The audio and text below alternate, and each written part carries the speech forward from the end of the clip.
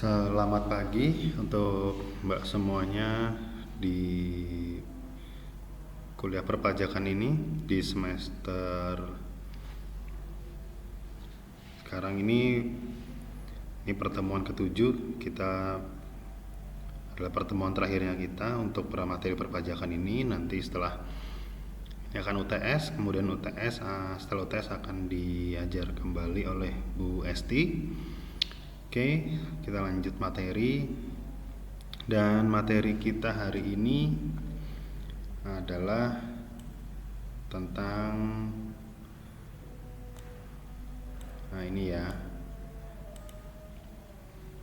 pemungutan PPN dan PPNBM oleh bendaharawan dan badan-badan tertentu, serta kita juga akan mempelajari tentang restitusi pajak, restitusi PPN. Nah, mari kita memulai materi kita hari ini.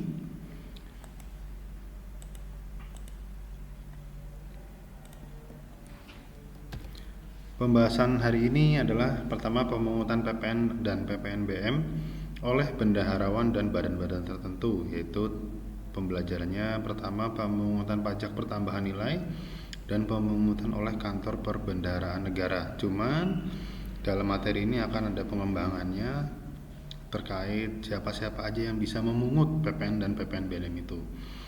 Kemudian terkait dengan restitusi atau pengembalian PPN dan PPNBM, kelebihan pembayaran PPN, pajak masukan dan permohonan pengembalian, pengecualian restitusi, jangka waktu penyelesaian pengembalian dan restitusi PPN dan PPNBM untuk turis asing.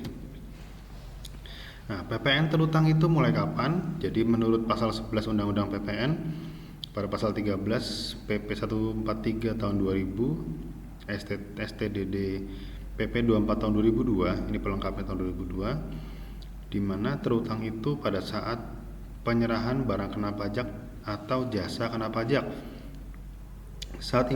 kemudian saat impor barang kena pajak, kemudian saat pemanfaatan barang kena pajak tidak berwujud atau jasa kena pajak dari luar pabean, kemudian ekspor barang kena pajak. Kemudian terjadinya saat pembayaran adalah pada saat apabila pembayaran diterima sebelum terjadinya, yaitu penyerahan barang kena pajak atau jasa kena pajak dan pemanfaatan barang kena pajak yang tidak berwujud atau jasa kena pajak dari luar daerah pabean di dalam daerah pabean atau dari dalam daerah pabean. Direktorat Jenderal Pajak dapat menetapkan saat lain sebagai saat terutangnya pajak, itu sesuai dalam pasal 11 ayat 4. Nah, secara detail demikian, saat terutangnya PPN itu terbagi menjadi 6. Pertama, barang kena pajak yang berwujud dan bergerak, itu saat penyerahan atau pada saat pembayaran. Kemudian barang kena pajak berwujud tapi tidak bergerak, itu saat pembayaran atau saat penyerahan hak. Kemudian barang kena pajak yang tidak berwujud terjadi pada saat dinyatakan sebagai piutang, saat harga ditagih, saat diterima pembayaran, dan saat kontrak ditandatangani. Kemudian untuk jasa pemborong bangunan, yaitu pada saat pembayaran uang muka, pada saat pembayaran termin, pada saat pembuatan berita acara. Kemudian selain pemborong bangunan, itu saat barang atau fasilitasnya tersedia, saat dilakukan penagihan, dan pada saat pembayaran. Kemudian jasa kena pajak adalah di luar daerah pabean atau khusus untuk barang kena pajak yang tidak berwujud. Jadi ini ada macam-macamnya. Kenapa dikatakan sebagai terutang? Jadi bisa dibagi menjadi dua, dia adalah barang dan dia adalah jasa. Sebagian besar adalah ketika pengakuan terkait penyerahan atau pembayaran. Jadi kalau sudah melakukan pembayaran berarti itu sudah dinyatakan sebagai terutang. Ya, sama dengan jasa kena pajak. Nah, tempat terutangnya di mana aja? Di pasal 12 tertera di mana menyatakan adalah PKP atau pengusaha kena pajak, itu berdasarkan pada tempat tinggal, tempat kedudukan, tempat kegiatan usaha, dan tempat lain yang ditetapkan oleh Dirjen Pajak. Yang pasti tempat itu adalah tempat untuk usaha atau tempat sesuai dengan NPWP. Kemudian kalau berdasarkan impor adalah tempat barang kena pajak dimasukkan ke dalam daerah pabean dan dipungut melalui Direktur Jenderal Bea Cukai. Selanjutnya, pemanfaatan barang kena pajak yang tidak berwujud atau jasa kena pajak dari luar daerah pabean itu dari tempat tinggal, tempat kedudukan atau tempat usaha orang pribadi atau badan. Dirjen Pajak dapat menetapkan satu tempat atau lebih sebagai tempat terutang PPN. Pasal 12 berdasarkan Undang-Undang PPN. Pengusaha kena pajak memiliki satu atau lebih tempat kegiatan usaha di luar tempat tinggal atau tempat kedudukan. Pertama, terletak pada satu wilayah kerja KPP. Jadi kalau masih satu wilayah kantor pelayanan pajak, maka itu PKP wajib mendaftarkan atau membayarkan pajak pada KPP terdekat, pada KPP di kabupaten misalnya. Kemudian PKP memilih salah satu tempat pajak terutang. Kemudian cukup memiliki satu NPPKP. Kemudian selanjutnya terletak pada wilayah kerja. Kalaupun berbeda tempat atau memiliki wilayah kerja di KPP yang berbeda, maka terutang di setiap tempat kegiatan usaha. Jadi misalnya punya cabang, misalnya punya anak cabang usaha, maka dia harus terdaftar di kantor pelayanan pajak tempat mereka melakukan atau menjalankan usaha, melakukan operasionalnya. Dan wajib dikukuhkan sebagai PKP di setiap kantor pelayanan pajak yang bersangkutan. Jadi dapat mengajukan permohonan tertulis untuk memilih satu tempat atau lebih sebagai tempat terutangnya pajak. Di sini di notes penting di mana sesuai dengan permohonan tertulis untuk memilih satu tempat atau lebih, berarti bisa lebih dari satu. Ya, itu tergantung pada sentralisasi atau pemusatan PPN tersebut. Kegiatan penyerahan BKP atau JKP untuk semua tempat kegiatan usaha hanya dilakukan oleh satu atau lebih tempat kegiatan usaha. Jadi satu perusahaan walaupun dia memiliki banyak bidang usaha di satu kota, dalam satu kota ya, kita bicara satu kota, kalau di satu kota itu mereka dapat menjalankan beberapa usaha dengan satu nama di satu kota, dan itu bertanggung jawab membayarkan pajaknya di kantor pelayanan pajak di satu kabupaten tersebut. Kemudian administrasi penjualan dan keuangan diselenggarakan terpusat pada satu atau lebih tempat di kegiatan usaha. Kemudian ada pula faktur pajak dan faktur penjualan yang dibuat oleh kantor pusatnya. Jadi semuanya itu berasal dari kantor pusat. Nah, faktur pajak itu adalah bukti pemungutan pajak. Pertama, bisa dibuat oleh PKP atau yang digunakan oleh Direktorat Jenderal Pajak. Kalau Direktorat Jenderal Pajak dia pasti akan berhubungan dengan barang impor. Jadi impor barang yang dikenakan pajak. Tapi kalau yang dibuat oleh PKP dia adalah berdasarkan pada penyerahan barang kena pajak dan jasa kena pajak. Nah, saat membuat faktur pajak pada akhir bulan berikutnya itu waktunya adalah pada akhir bulan berikutnya setelah penyerahan barang kena pajak dalam hal pembayaran diterima setelah bulan penyerahan, kecuali apabila pembayaran diterima sebelum akhir bulan berikutnya. Maka faktur pajak standar harus dibuat pada saat diterimanya pembayaran. Selanjutnya, pada saat pembayaran, dalam hal pembayaran terjadi sebelum penyerahan BKP dan JKP. Pada saat pembayaran termin, dalam hal penyerahan sebagai tahap pekerjaan. Pada saat PKP, rekanan menyampaikan tagihan kepada pemungut PPN. Kemudian faktur pajak gabungan yang dibuat paling lambat pada akhir bulan berikutnya setelah bulan penyerahan, kecuali terjadi pembayaran maka atas pembayaran tersebut maka dibuatkan faktur pajak yang khusus atau tersendiri. Ini sudah kita pelajarin di minggu-minggu kemarin, yaitu jenis-jenis faktur pajak. Ada faktur pajak standar, ada faktur pajak gabungan, ada faktur pajak sederhana, dan dokumen-dokumen tertentu yang dapat diperlakukan sebagai faktur pajak standar. Jadi ada faktur yang khusus atau faktur tertentu yang bisa disetujui, itu adalah faktur perusahaan, faktur dari perusahaan yang secara resmi dan memiliki cap, memiliki nomor NPWP, keterangan pembelinya, NPWP pembeli, kemudian pajak yang dikenakan sama jumlah pajak yang dibayarkan. Nah, sanksi dan aspek dari pajak terkait faktur pajak.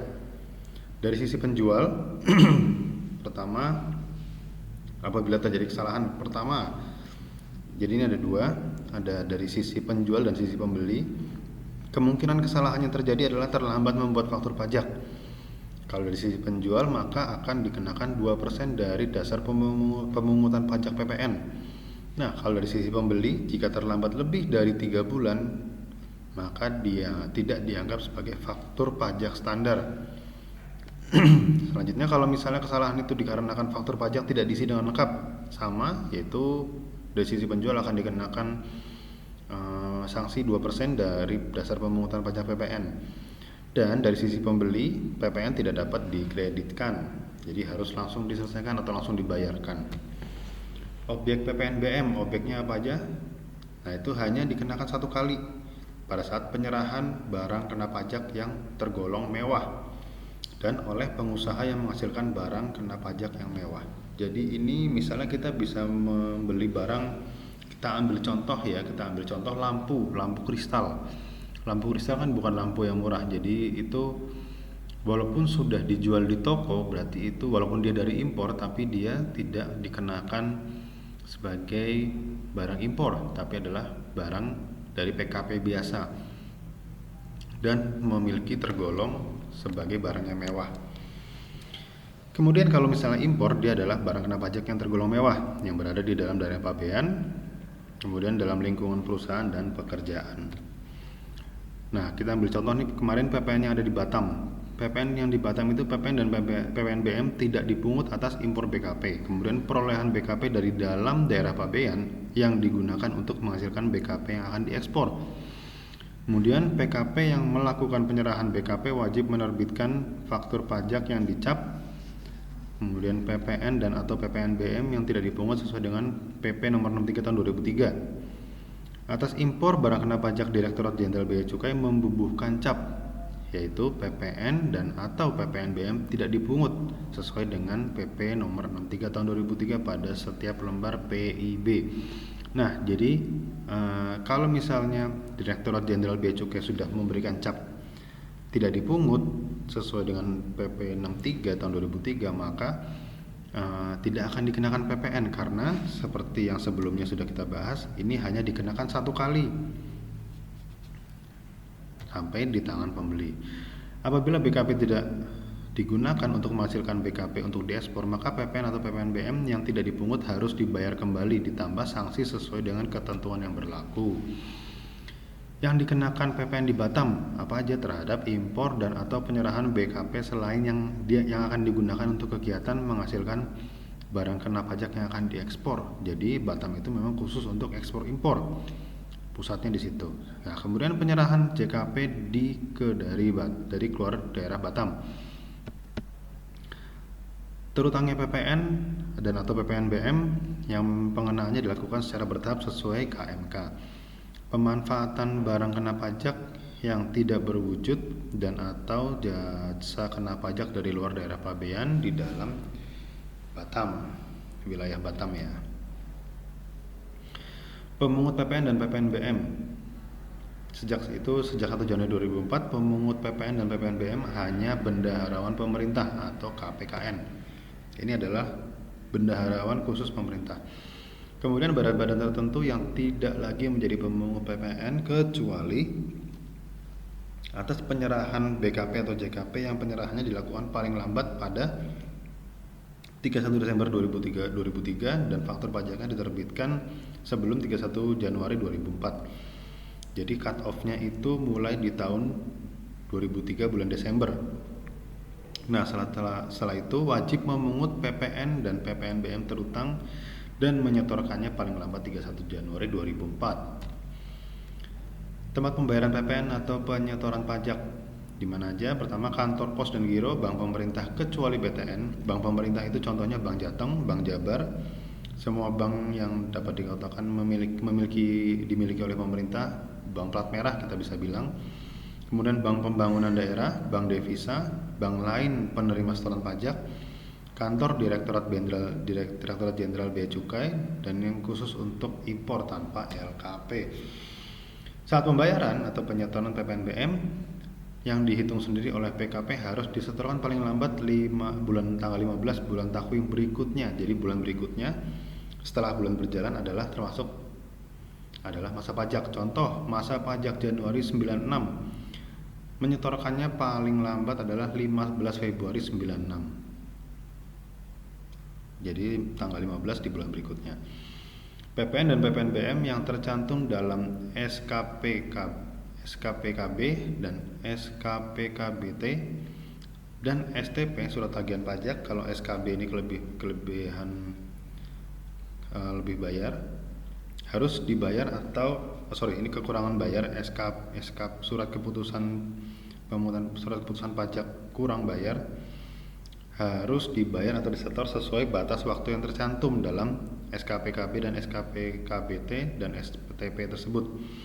Kemudian PPN dan PPNBM atas impor harus dilunasi bersamaan dengan saat pembayaran biaya masuk, dan apabila pembayaran biaya masuk ditunda atau dibebaskan harus dilunasi pada saat penyelesaian dokumen impor.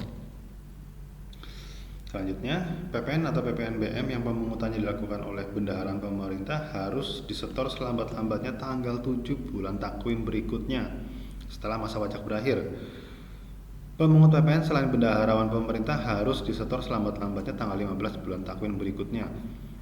Dan kemudian Direktorat Jenderal Pajak dan Direktorat Jenderal Bea Cukai yang memungut PPN atau PPNBM atas impor harus menyetor dalam jangka waktu sehari setelah pemungutan pajak dilakukan.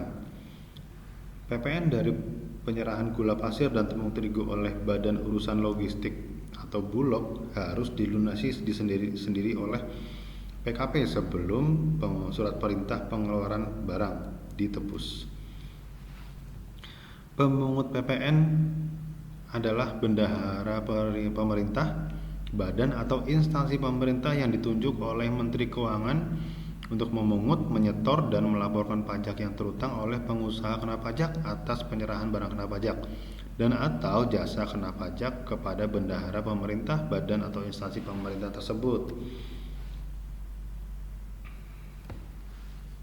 Nah, pemungut pajak,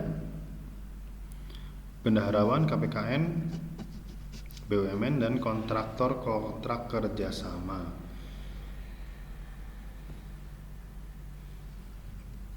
Nah, dari gambar ini PKP rekanan dia akan menyerahkan barang kena pajak dan jasa kena pajak kepada pemungut PPN. Kemudian itu dalam bentuk tagihan faktur pajak dan pemungut PPN itu akan memungut dari PKP. Nah, pemungut PPN akan menyetorkan PPN tersebut ke kas negara.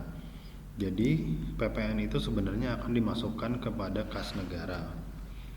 Pemungut PPN, bendaharaan pemerintah dan kantor pembendaharaan negara. Sesuai KMK 563 KMK 03 tahun 2003, pemungut PPN yang melakukan pembayaran atas penyerahan BKP dan atau JKP oleh pengusaha kena pajak rekanan pemerintah wajib memungut, menyetor, dan melaporkan PPN dan PPNBM yang terutang. Kewajiban pemungut apa aja? Memungut PPN yang terutang atas penyerahan BKP atau JKP oleh PKP, menyetorkan PPN yang terutang, melaporkan PPN yang terutang, dan apabila pembayaran melakukan KPPN melalui KPPN, bendaharawan wajib melaporkan PPN yang terutang yang dipungut oleh KPPN. PPN dan PPNBM yang tidak dipungut oleh bendaharawan adalah pembayaran atas jumlah yang paling banyak 1 juta dan tidak merupakan pembayaran yang terpecah-pecah.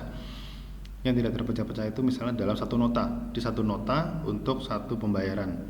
Kalau misalnya nota A 500.000, nota B 200.000, nota C 300.000, totalnya 1 juta. Tapi itu tidak bisa karena berdasarkan peraturannya jumlahnya paling banyak 1 juta dan tidak merupakan pembayaran yang terpecah-pecah.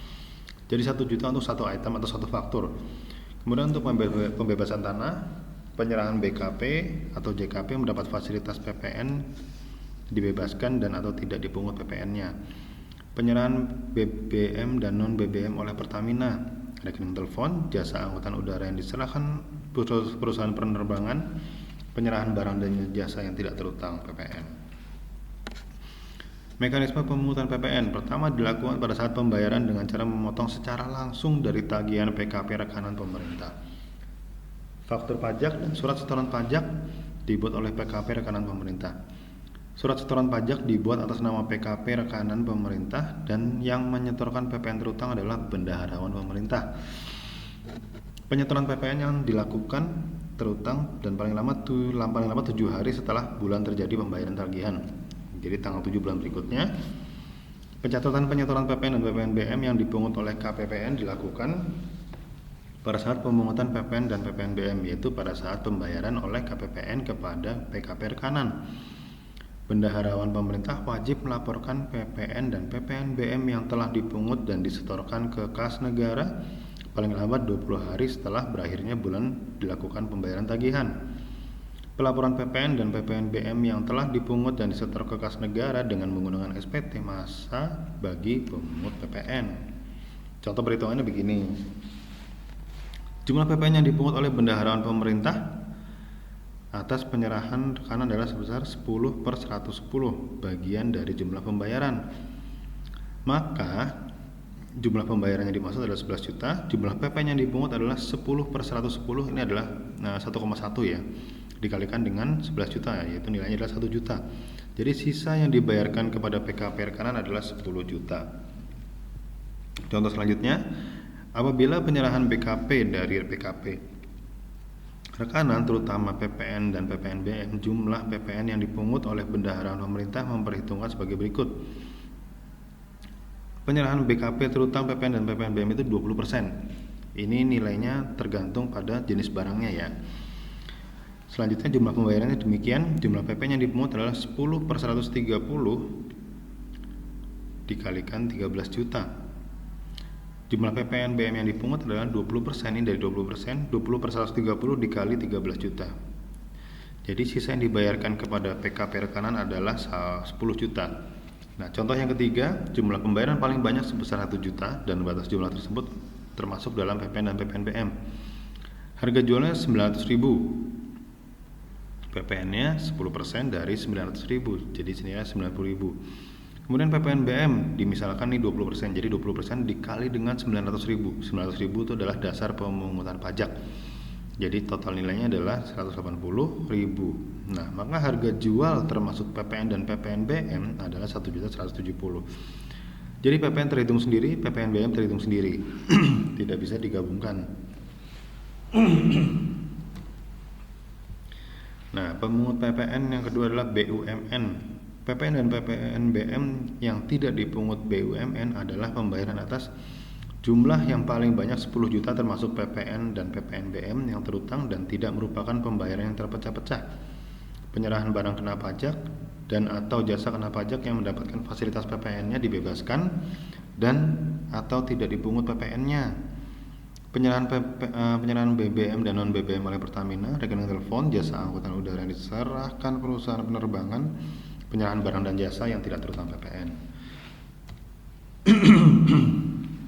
Nah, pemungut PPN pertama adalah faktur pajak harus dibuat pada saat pertama penyerahan BKP dan atau JKP, penerimaan pembayaran dalam hal pembayaran diterima sebelum penyerahan BKP atau JKP, dan terakhir adalah penerimaan pembayaran sesuai dengan termin dalam penyerahan sebagian tahap pekerjaan. Pemungut PPN, kewajiban BUMN adalah pertama wajib menyetorkan PPN dan atau PPNBM yang terutang ke kas negara paling lama tanggal 15 bulan berikutnya setelah masa pajak berakhir. Wajib melaporkan PPN dan atau PPNBM yang telah dipungut dan disetorkan ke KPP. Kemudian habis itu ke BUMN terdaftar paling lama pada akhir bulan berikutnya setelah berakhir masa pajak. Jadi kalau BUMN ini ternyata masih lebih longgar dibanding yang sebelumnya yang 7 hari. Nah, kalau ini BUMN ini bisa di akhir bulan berikutnya. Pelaporan atas pemungutan dan penyetoran PPN dan atau PPNBM tersebut menggunakan SPT masa pemungutan PPN.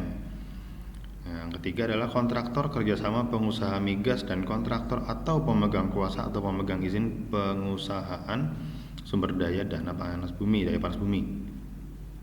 Pertama, kontraktor atau pemegang kuasa atau pemegang izin adalah kontraktor kontrak kerjasama dengan perusahaan minyak dan gas atau migas. Kontraktor atau pemegang usaha atau pemegang izin pengusaha sumber daya panas bumi. Nah, PPN dan PPNBM yang tidak dipungut oleh kontraktor dan atau pemegang kuasa atau pemegang izin adalah memiliki, ini kurang lebihnya sama dengan yang sebelumnya. Di kontraktor BUMN sama. nilai 10 juta maksimalnya. Ini juga sama. Nah, kewajiban kontraktor juga sama dengan BUMN. Wajib menyetorannya tanggal 15 dan wajib melaporkannya paling lambat akhir bulan berikutnya. Nah, lanjut ke materi selanjutnya adalah restitusi. Jadi pengertian restitusi, penyebab terjadi kelebihan pajak masukan, dan mekanisme pengembalian atau kompensasi kelebihan pembayaran. Nah, ini kita bahas dulu. Pertama, apabila suatu masa pajak masukan dapat dikreditkan lebih besar daripada pajak keluaran, selisihnya merupakan kelebihan pajak yang dikompensasikan ke masa pajak berikutnya. Itu pasal 4. Pasal 4A, atas kelebihan pajak masukan berikut sebagaimana dimaksud pada ayat 4 dapat diajukan permohonan pengembalian di akhir tahun buku. Jadi akhir tahun baru bisa dilakukan restitusi. Jadi walaupun kelebihannya terjadi di bulan Januari, itu nanti bisa direstitusi pada akhir tahun. Misalnya SPT bulan November, kemudian ada lagi SPT November dan Desember, pajak keluaran 1 juta, yang pertama 1.500. Nah, kemudian dari perhitungan tersebut ternyata ada lebih bayar sebesar 1 juta dari transaksi di bulan November dan Desember. Nah, lebih bayar itu bisa dikembalikan atau bisa direstitusi. Penyebabnya apa aja? Pertama, pajak yang lebih bayar karena kredit pajak atau jumlah pajak yang dibayar lebih besar daripada jumlah pajak yang terutang. Kemudian pajak yang lebih bayar seharusnya tidak terutang. Pajak yang lebih bayar berdasarkan hasil pemeriksaan, pajak yang lebih bayar berdasarkan penelitian terhadap wajib pajak dengan kriteria tertentu, pajak yang lebih bayar berdasarkan penelitian terhadap wajib pajak memenuhi memenuhi persyaratan tertentu, pajak yang lebih bayar oleh orang pribadi, pemegang paspor luar negeri, pajak yang lebih bayar atas wajib pajak dengan risiko yang rendah, wajib pajak yang lebih bayar karena diterbitkannya SK keberatan atau putusan banding untuk peninjauan kembali oleh Mahkamah Agung. Ini adalah khusus untuk pengadilan pajak. Selanjutnya, pajak yang lebih bayar karena diterbitkan SK pembetulan, pajak yang lebih bayar karena diterbitkan SK pengurangan sanksi administrasi atau SK penghapusan administrasi. Poin J ini, di poin yang J ini bisa terjadi karena adanya perubahan peraturan perpajakan. Itu tergantung pada tahun atau tanggal yang ditetapkan peraturan baru atau kebijakan dari kantor pelayanan pajak. Selanjutnya, pajak yang lebih bayar karena diterbitkan SK pengurangan atau SKP atau SK pembatalan SKP.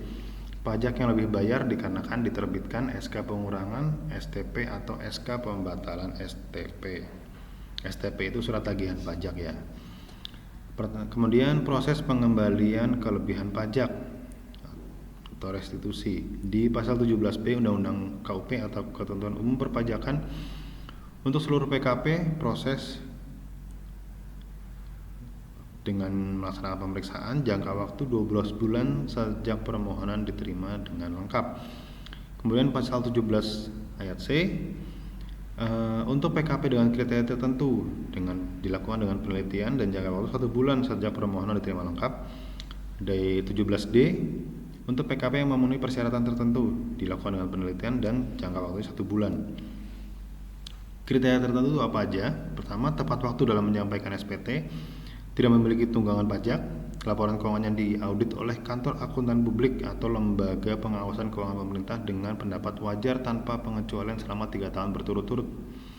Ini akan ini tergolong dalam kriteria tertentu dan tidak pernah dipidana karena melakukan tindak pidana di bidang perpajakan berdasarkan putusan pengadilan yang telah mempunyai kekuatan hukum tetap dalam jangka waktu 5 tahun terakhir. Kalau PKP yang memiliki risiko rendah, ini berbeda dengan kriteria tertentu ya.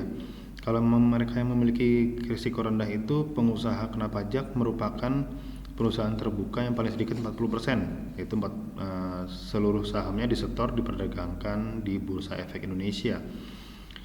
Pengusaha kena pajak merupakan perusahaan yang saham mayoritasnya dimiliki secara langsung oleh pemerintah pusat dan atau pemerintah daerah, atau produsen yang memiliki produsen selain PKP di atas yang memenuhi persyaratan sebagai berikut.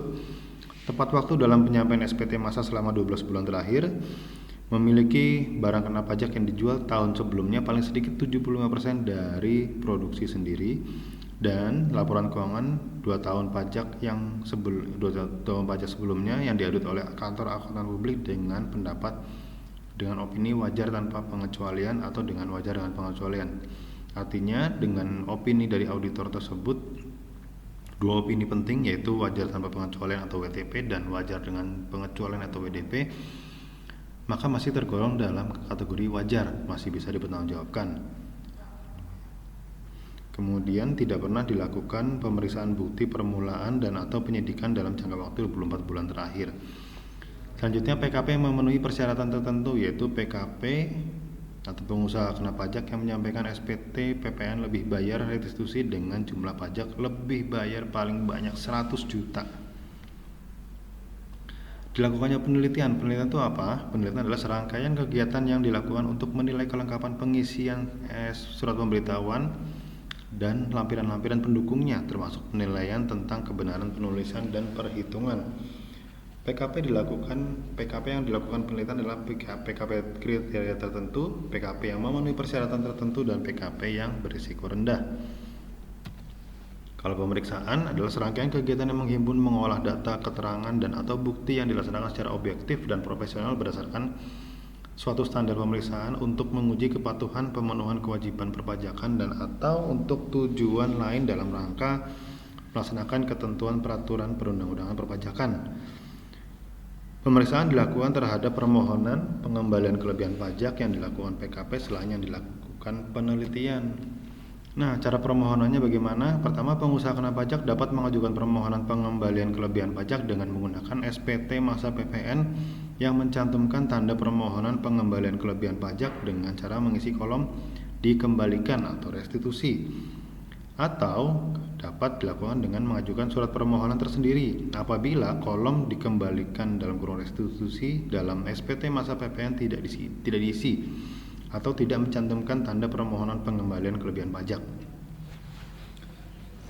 Permohonan pengembalian disampaikan kepada Kepala Kantor Pelayanan Pajak di tempat PKP dikukuhkan.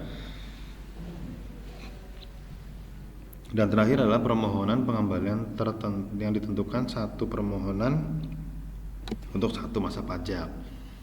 PKP yang diperbolehkan mengajukan pengembalian atau restitusi pada masa pajak adalah PKP yang melakukan ekspor barang kena pajak berwujud, PKP yang melakukan penyerahan BKP dan atau JKP kepada pemungut PPN, PKP yang melakukan penyerahan BKP dan atau penyerahan JKP yang PPN-nya tidak dipungut, PKP yang melakukan ekspor barang kena pajak tidak berwujud, PKP yang melakukan ekspor jasa kena pajak, serta PKP yang ada dalam tahap belum berproduksi. Mekanismenya demikian.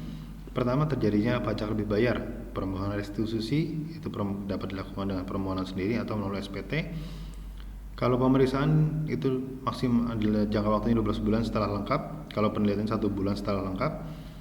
Kemudian dikeluarkannya SPMKP dan SKP KPP yang akan mengeluarkan SP2D KPPN. Jadi surat perintah pemeriksaan itu terjadi karena adanya kompensasi utang pajak, dari SKPLB, SKPKP.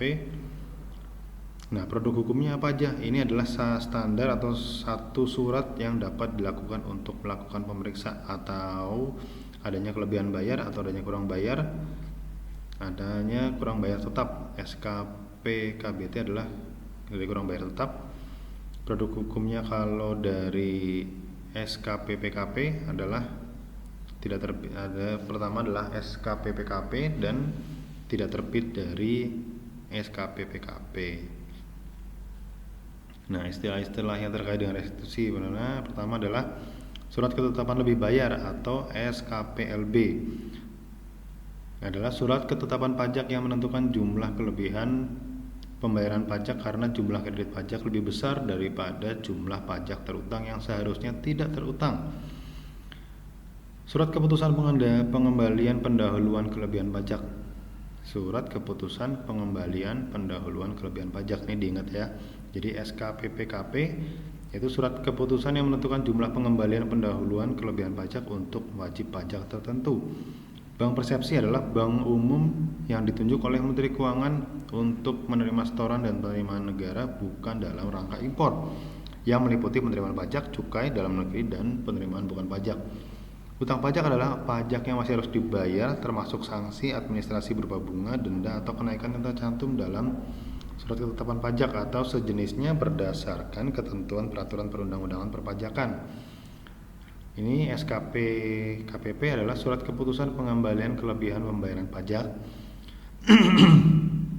SPMKP adalah surat perintah membayar kelebihan pajak. KPPN adalah kantor pelayanan perbendaharaan negara. SP2D adalah surat perintah pencairan dana. Dan utang pajak diperhitungkan terhadap restitusi adalah kelebihan pembayaran pajak yang diperhitungkan terlebih dahulu dengan utang pajak yang diadministrasikan di kantor pelayanan pajak domisili dan atau KPP lokasi, sebagaimana tercantum di dalam surat tagihan pajak, surat ketetapan pajak kurang bayar, surat ketetapan pajak kurang bayar tambahan, surat pemberitahuan pajak terutang SPPT, surat ketetapan pajak PBB, dan surat tagihan pajak PBB. Surat keputusan keberatan untuk PBB yang menyebabkan jumlah pajak masih harus dibayar atau bertambahnya tetapi tidak diajukan banding. Putusan banding atau putusan peninjauan kembali yang menyebabkan jumlah pajak masih harus dibayar akan terus bertambah, akan bisa bertambah. Surat keputusan pembetulan yang menyebabkan jumlah pajak yang masih harus dibayar akan bertambah. Utang pajak yang diperhitungkan terhadap restitusi adalah utang pajak yang diperhitungkan dengan sebagai berikut. Utang pajak yang mendekati tanggal kadaluarsa penagihan, utang pajak yang bernilai paling besar, utang pajak yang dikompensasikan melalui SPMKP. Restitusi bagi turis asing, yaitu PPN atau PPNBM yang sudah dibayar atas pembelian barang kena pajak yang dibawa ke luar daerah pabean oleh orang pribadi pemegang paspor luar negeri dapat dimintakan kembali. Jadi kalau misalnya kita orang asing, kita keluar negeri, kita bawa barangnya kita yang berasal dari luar negeri, maka itu itu akan bisa direstitusi. Restitusi bagi turis asing nilai PPN paling sedikit 500.000 dan dapat disesuaikan dengan peraturan pemerintah. Pembelian barang kena pajak dilakukan dalam jangka waktu 1 bulan sebelum keberangkatan ke luar daerah pabean. Dan faktur pajak harus diisi dengan lengkap kecuali pada kolom NPWP dan alamat pembeli diisi dengan nomor paspor dan alamat yang lengkap di negara menerbitkan paspor atas penjualan kepada orang pribadi. Pemegang paspor luar negeri tidak memiliki NPWP. Kemudian restitusi atau PPN atau PPNBM bagi turis asing, permintaan kembali dari PPN dan PPNBM dilakukan pada saat orang pribadi memegang paspor luar negeri, meninggalkan Indonesia, dan disampaikan melalui kantor Direktorat Jenderal Pajak di bandara yang ditetapkan Menteri Keuangan. Dokumen yang ditunjukkan apa aja? Paspor, boarding pass untuk keberangkatan pribadi keluar daerah pabean, dan faktur pajak.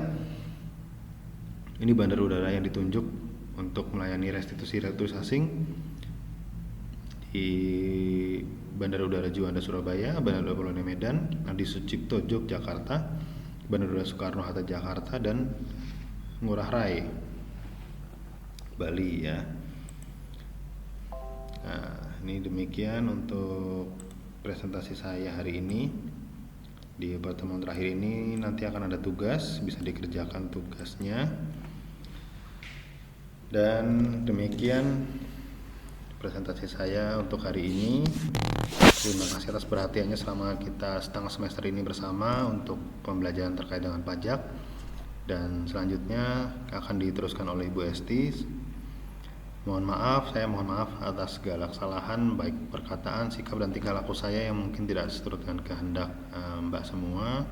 Terima kasih atas perhatian dan atensinya selama pembelajaran. Terima kasih, selamat siang.